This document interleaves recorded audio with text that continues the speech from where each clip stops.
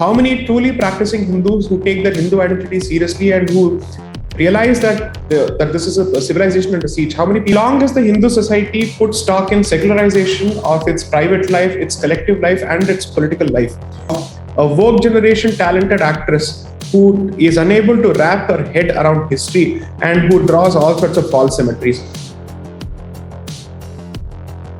Liberals who genuinely take offense to these kind of activities and who have the guts and the gumption to condemn them are actually a micro minority. Okay. And perhaps a vanishing minority at this point. The ones who give these self-congratulatory labels such as liberals to themselves and behave in the same manner as jihadis, I would effectively put them in the same basket as the jihadis, and I have no qualms writing them off. Okay. The question that I think perhaps we should ask ourselves as a community is, how many people are we going to write off? And what is the chunk that we are looking at? And how many truly practicing Hindus who take their Hindu identity seriously and who realize that this is a civilization under siege? How many people do we actually have? The fact of the matter is that number is not proportionate to the population of Hindus in this country.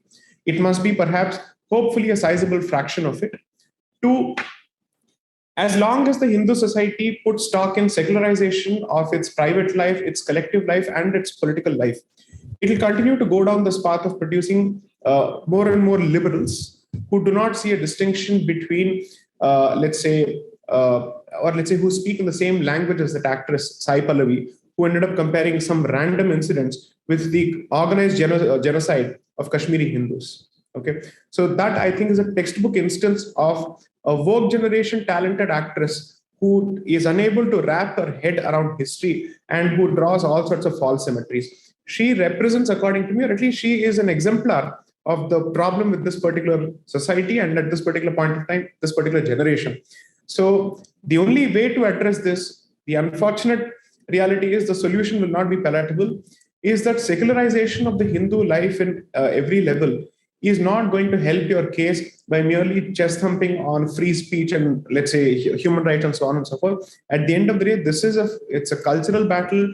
It is religious to a significant extent, and it goes much beyond culture.